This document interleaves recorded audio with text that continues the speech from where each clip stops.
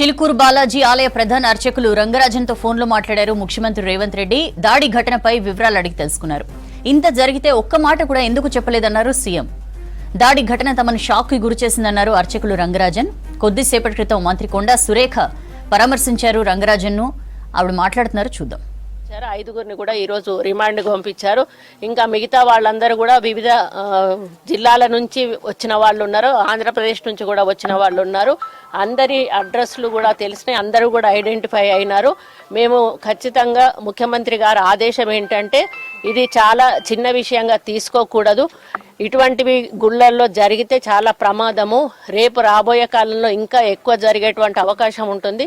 కాబట్టి దీన్ని మొగ్గలోనే తుంచేయాలి. అటువంటి వాళ్ళ మీద ఏవి కేసెస్ అయితే అప్లికబుల్ అవుతాయో ఆ సెక్షన్స్ అన్నీ కూడా పెట్టి వారిని రిమాండ్కి పంపించమని చెప్పి ముఖ్యమంత్రి గారు కూడా స్వయంగా మరి అయ్యగారితో మాట్లాడడం జరిగింది.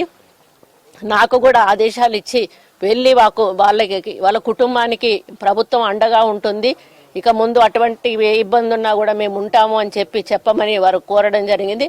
ముఖ్యంగా ఈ ఆలయం యొక్క ప్రఖ్యాతి ప్రతి ఒక్కరికి కూడా తెలుసు.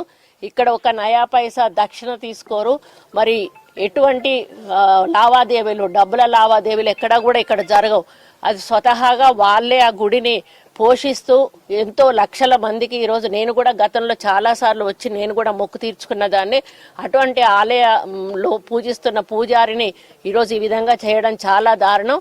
ఒక్కటే నేను ఎవరైతే చేశారో వాళ్ళకు సంబంధించిన పై నాయకులకు చెప్తా ఉన్నాను, ఇటువంటివి చేయడం సరైంది కాదు. ప్రజాస్వామ్యంలో ప్రజాస్వామ్యబద్ధంగా పరిపాలన కొనసాగుతూ ఉన్నప్పుడు ఎవరు చేసుకునే కార్యక్రమాలు వాళ్ళు చేసుకునేటప్పుడు ఒకరి కార్యక్రమాల్లో ఇంకొకరు వచ్చి వాళ్ళను బలవంత పెట్టడమో బెదిరించడమో, మేము చెప్పినట్టే మీరు చెయ్యాలి అని చెప్పి వాళ్ళ మీద ఒత్తిడి తీసుకురావడమో ఇటువంటివి చేస్తే ఈ ప్రభుత్వం ఊరుకోదు. ఖచ్చితంగా దాని మీద చర్య అనేది ఉంటుంది. కాబట్టి ఇప్పుడు తీసుకున్న వాళ్ళని 100% 26 మందిని కూడా ఈ 2-3 రోజుల్లో పోలీసు వాళ్ళు అరెస్ట్ చేస్తారు. వాళ్ళకు ఎన్ని సెక్షన్స్ అప్లికబుల్, ఈవెన్ 302 కూడా పెట్టమని చెప్పడం జరిగింది. వాళ్ళ మీద రౌడీ షీట్ కూడా ఓపెన్ చేసి అన్ని పోలీస్ స్టేషన్లకు కూడా పంపించమని చెప్పడం జరిగింది.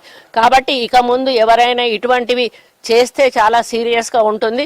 కాబట్టి ఇటువంటివి తెలంగాణలోనే కాదు ఎక్కడ చేసినా కూడా ఇది పద్ధతి కాదు. కావాలంటే మీ రాష్ట్రాలు అధికారంలో ఉన్న చోట మీరేమైనా చేసుకోండి, కానీ ఇతర ప్రభుత్వాలు ఉన్న చోట మీరు ఇటువంటివి చేస్తే మాత్రం ఆ ప్రభుత్వాలు ఊరుకో. ముఖ్యంగా తెలంగాణ రాష్ట్ర ప్రభుత్వం అసలే ఊరుకోదు, ముఖ్యమంత్రి గారు అసలే ఊరుకోరు. ఒక ఎండోమెంట్ మినిస్టర్గా నేను కూడా దీన్ని తీవ్రంగా ఖండిస్తా ఉన్నాను, గర్హిస్తా ఉన్నాను.